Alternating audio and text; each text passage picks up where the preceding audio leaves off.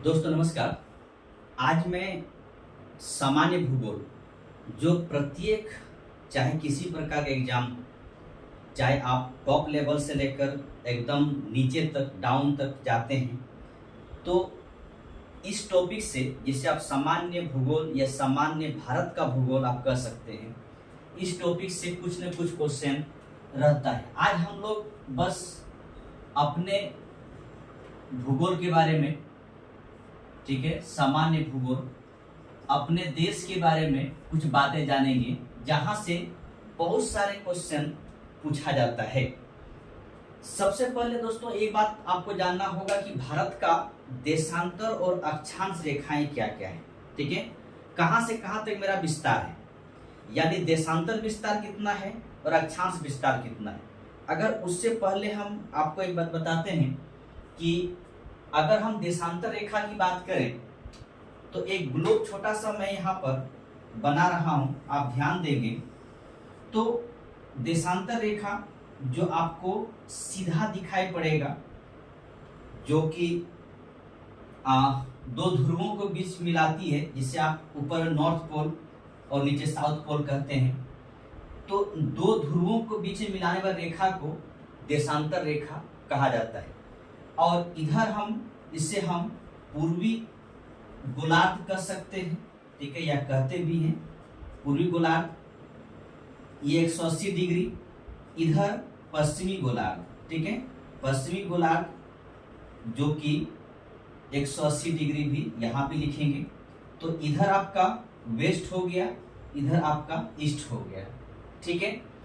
तो जितनी भी इस तरह रेखाएं आपको दिखाई पड़ेगा, इसे हम देशांतर रेखा के नाम से जानते हैं। प्रत्येक डिग्री पर खींची जाए तो देशांतर रेखा, इसे हम कहते हैं।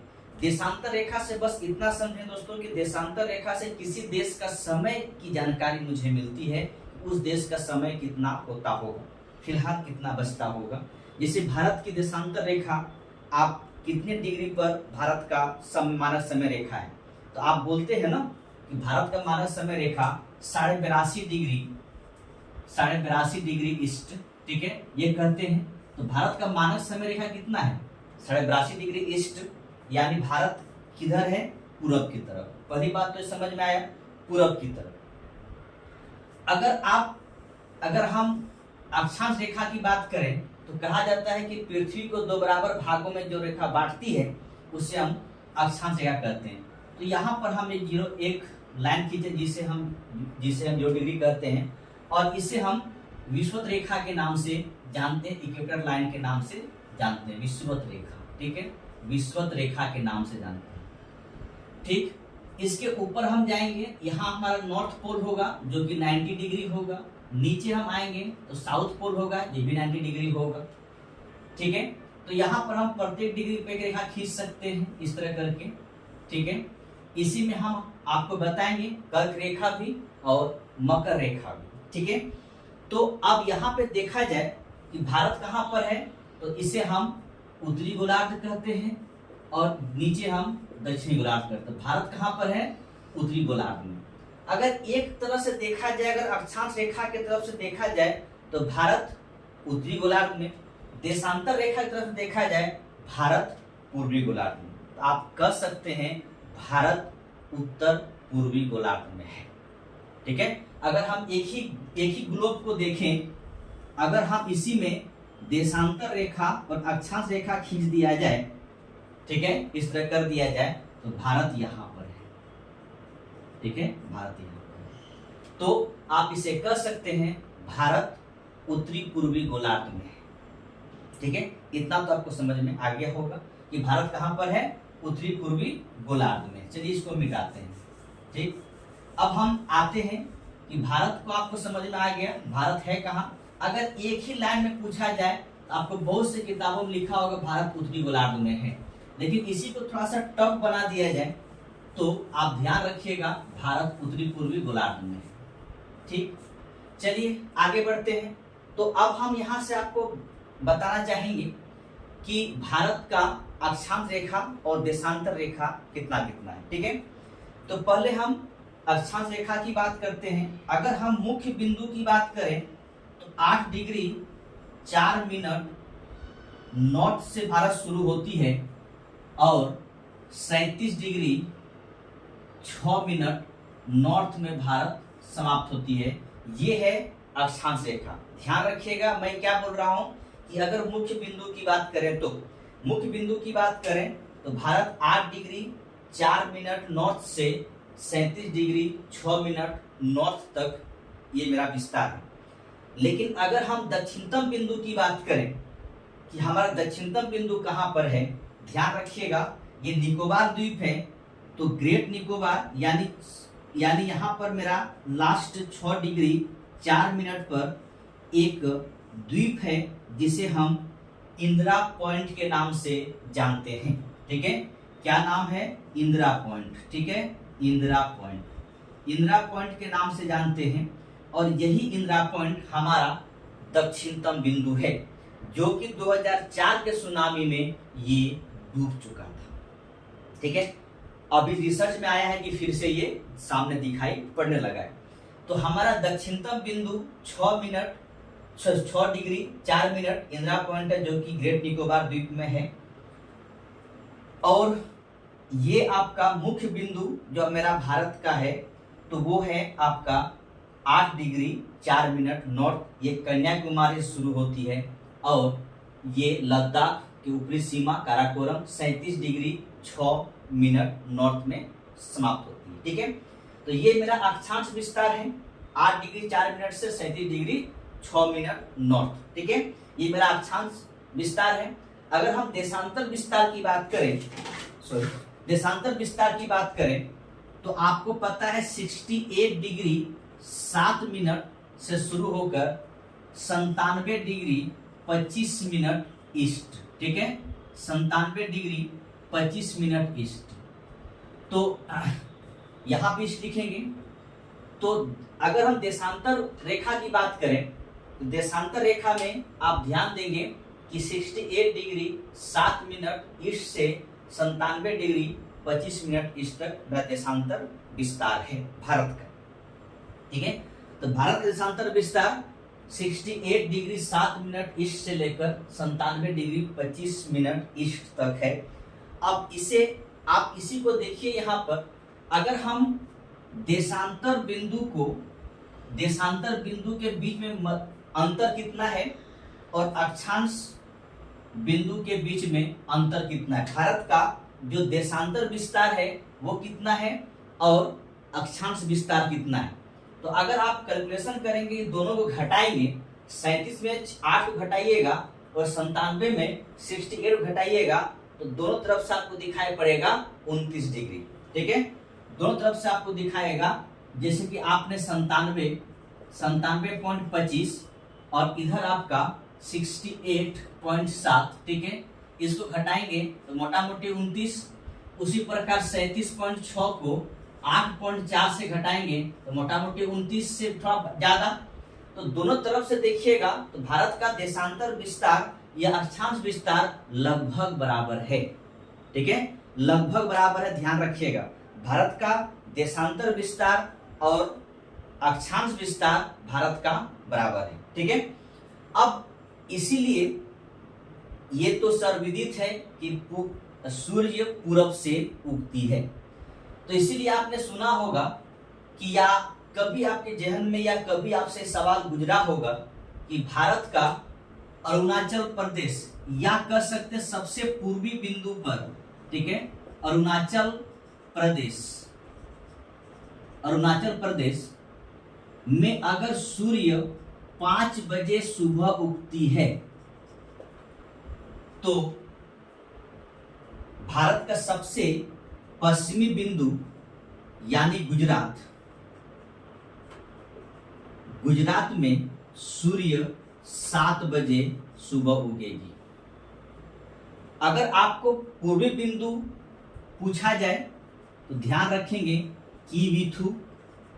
ठीक है, कीवीथु। और अगर पश्चिम बिंदु पूछा जाए तो गौरमाता या गुहार मोती या इस तरह नाम है। ठीक है, तो पूर्वी बिंदु कीवीथु, पश्चिम बिंदु गौरमाता या गुहार मोती। ठीक है। तो सूर्य अगर 5 बजे पूर्वी बिंदु पर उगती है तो पश्चिमी बिंदु में 7 बजे उगेगी, ऐसा क्यों? तो अभी अभी मैंने बताया कि भारत का जो देशांतर अंतर है, देशांतर विस्तार का अंतर है, वो 29 डिग्री कुछ मिनट होगा, लेकिन हमारे भूगोलवेत्ताओं ने इसे 30 डिग्री मान लिया। और आपको मैं बताऊं कि 1 डिग्री में 4 मिनट होती है। 1 डिग्री में सूर्य की किरण आगे बढ़ने में उसको 4 मिनट समय लगता है। तो अगर 1 डिग्री में 4 मिनट समय लगता है तो 30 डिग्री में कितना समय लगेगा? आप इसे 4 से गुना कर देंगे तो आपको 120 मिनट निकलेगा, यानी 2 घंटा। ठीक है। तो इसीलिए जब हमारा विस्तार, हमारे भूगोलवेत्ताओं ने देशांतर विस्तार 30 डिग्री माना, 1 डिग्री बराबर 4 मिनट, तो 30 डिग्री बराबर 120 मिनट, यानी 2 घंटा का समय लगेगा। ठीक है। 2 घंटा सूर्य को पूरब से पश्चिम तक आने में 2 घंटा का समय लग जाएगा। ठीक है। तो हमारे सूर्योदय अगर यहाँ पूरब में 5 बजे होती है तो पश्चिम में सूर्योदय 7 बजे होगी। ठीक है। ये तो हो गया आपका। अगर आपसे पूछा जाए कि भारत का दक्षिण बिंदु बताइए जो मुख्य भूमि सटा हुआ हो, वो आपका कन्याकुमारी। ठीक है। कन्याकुमारी ध्यान रखेंगे, कन्याकुमारी। और अगर उत्तरी बिंदु पूछे, सबसे उत्तरी बिंदु पूछे तो इंदिरा कौल ध्यान रखेंगे, इंदिरा कौल। ठीक है, ध्यान रखिएगा। तो अगर पूर्वी बिंदु पूछे तो किबिथु, पश्चिम बिंदु पूछे तो गौर माता, अगर दक्षिणतम बिंदु पूछे तो इंदिरा पॉइंट, अगर दक्षिण बिंदु पूछे जो भारत का मुख्य भूमि सटा हुआ हो वो कन्याकुमारी, और अगर आपसे उत्तरी बिंदु पूछे तो इंदिरा कौल। ठीक है। इतना तो कम से कम आप याद रखिएगा, बहुत जरूरी है। ठीक है। क्षेत्रफल क्या है? ठीक है। भारत का क्षेत्रफल पूछा जाए कितना है तो याद रखेंगे 32,87,263 वर्ग किलोमीटर। ठीक है। तो क्षेत्रफल अगर देखा जाए तो 32,87,263 किलोमीटर भारत का क्षेत्रफल है।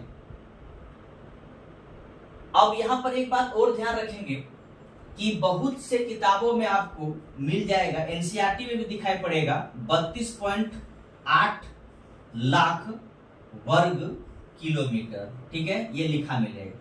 ये 2 तरीके से लिखा मिलेगा, आपको जो याद करने की इच्छा करता है याद करके रख लीजिएगा। ध्यान रखेंगे एग्जैक्ट वैल्यू है 32,87,263 किलोमीटर, या वो जगह 32.8 लिखा मिलेगा तो उसको भी आप याद करके रख सकते हैं। तो अगर क्षेत्रफल मेरा इतना है तो आप इतना बताएंगे कि पूरब पश्चिम और उत्तर दक्षिण की कितना किलोमीटर लंबाई है, भारत का पूरब पश्चिम और उत्तर दक्षिण। ठीक है।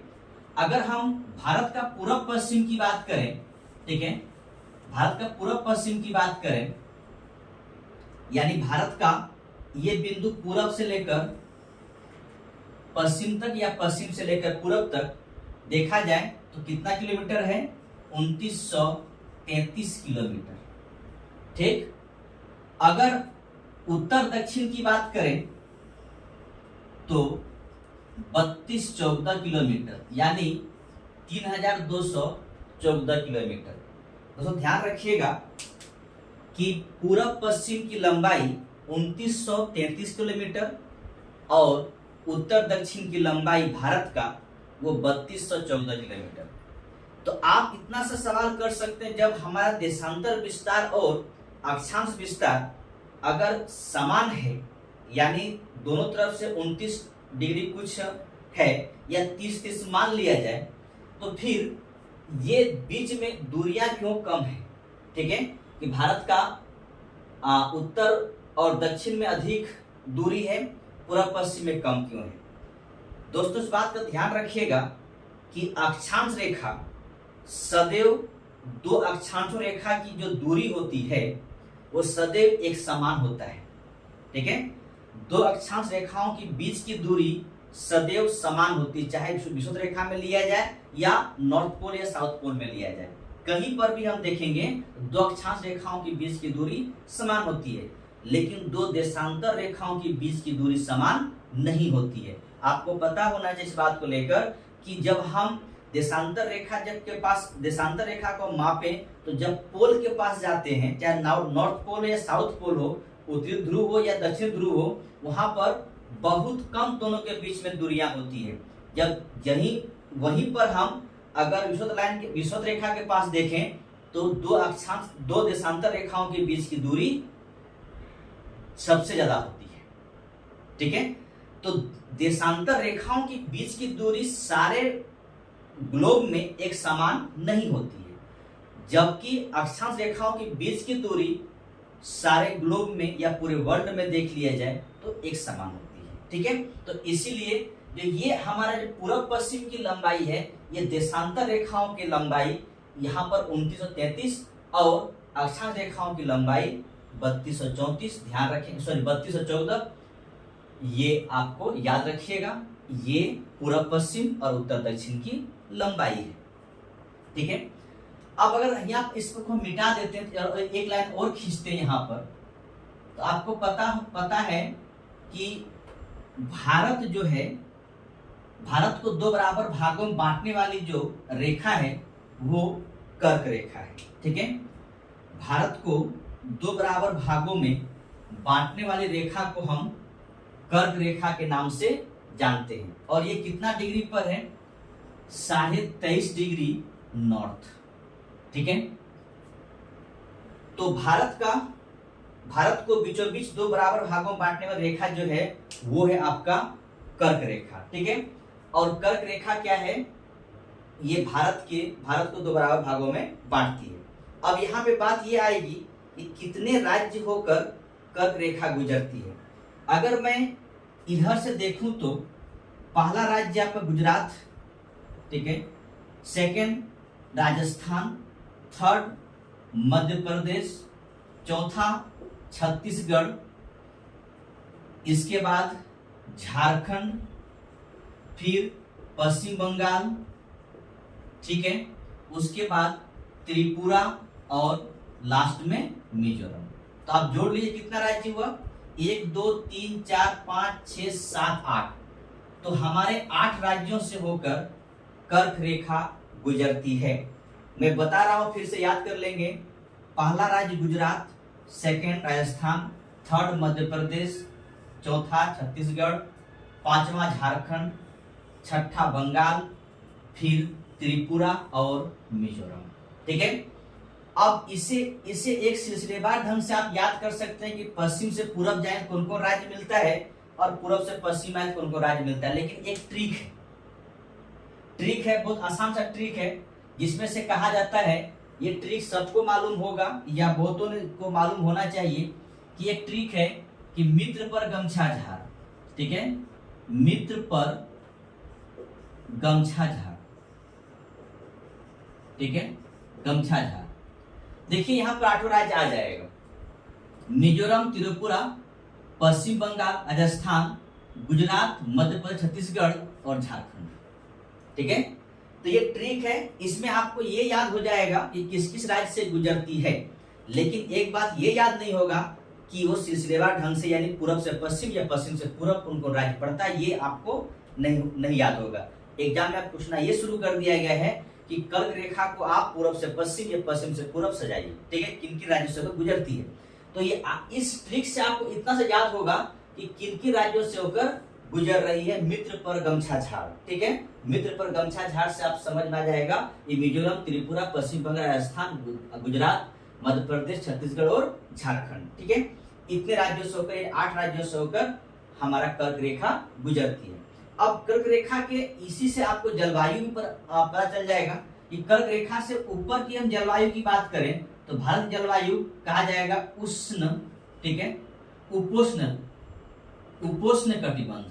ठीक है, उपोष्ण कटिबंध, यानी कर्क रेखा से ऊपर की जलवायु, करें मतलब उत्तरी, कर्क रेखा से उत्तर की जलवायु ठंडा और गर्म दोनों है, ठीक है, इसलिए हम उपोष्ण कहेंगे।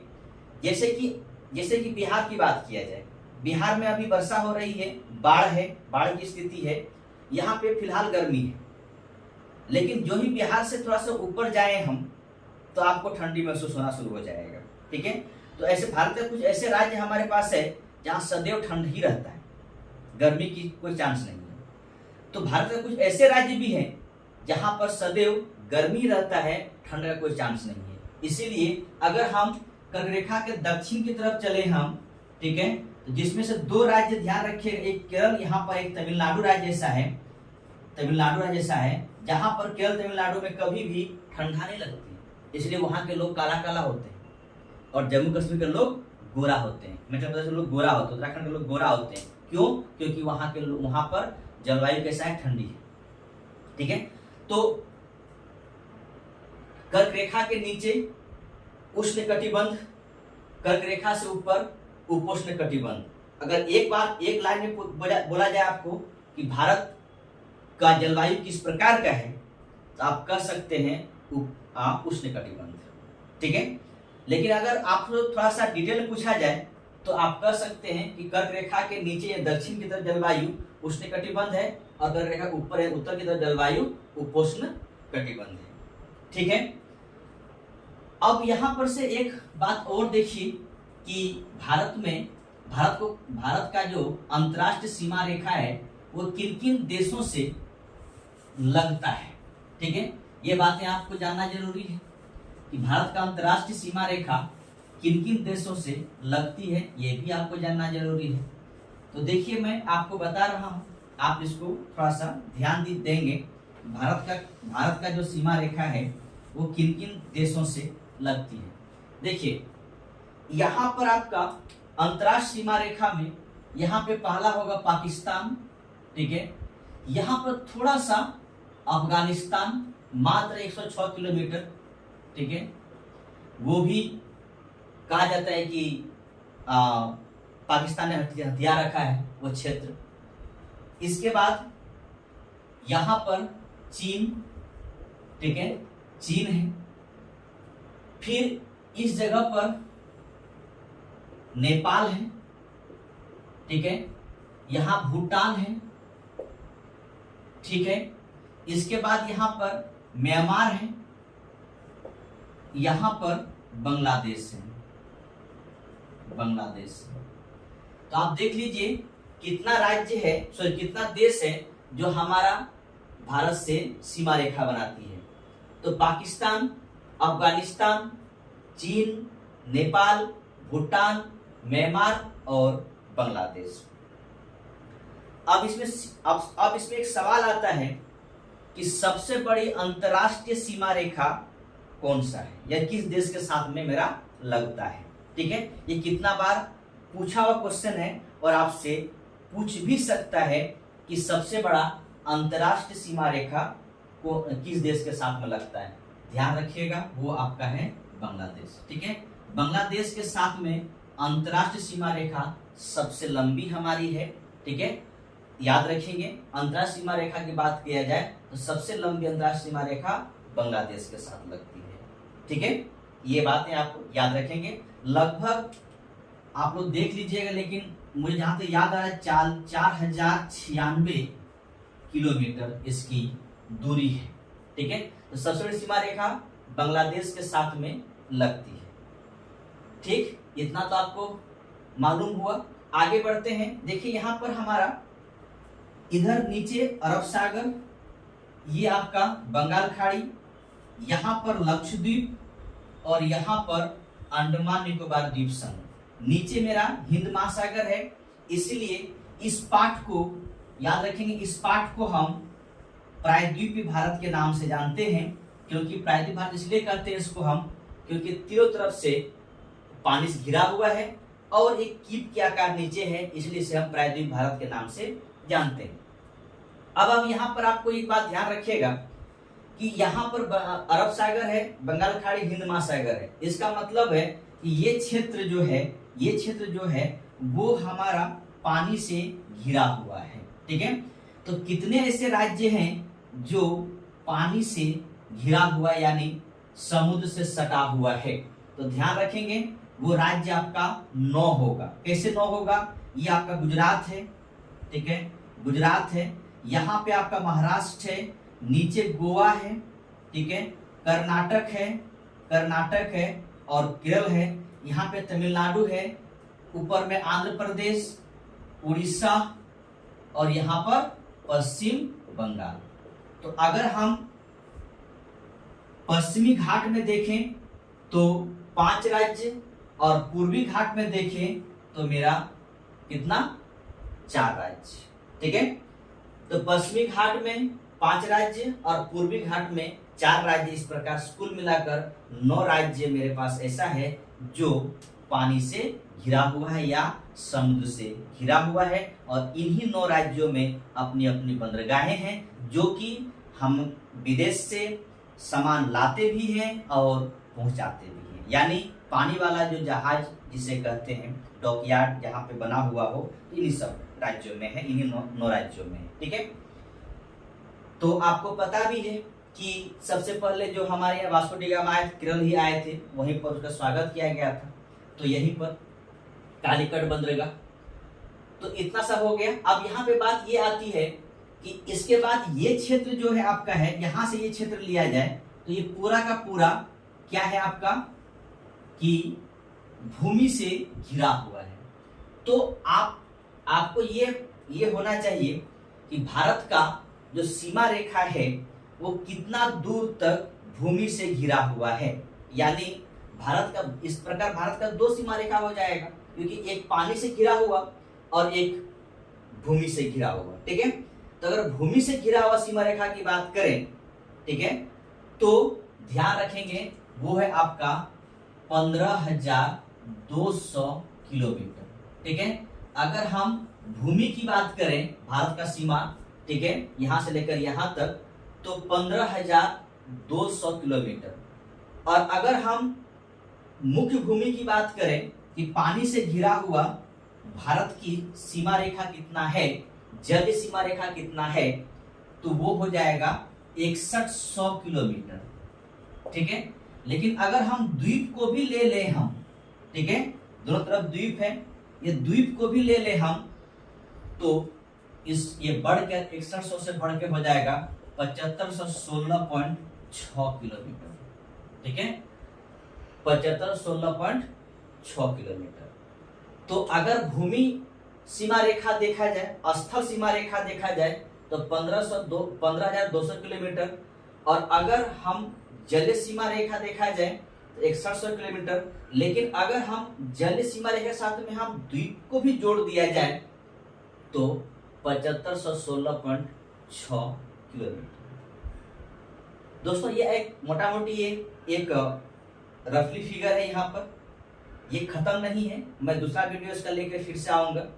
फिलहाल आज मैं यहीं तक इसको छोड़ता हूँ, फिर नेक्स्ट डे आपसे मिलता हूँ। Thank you.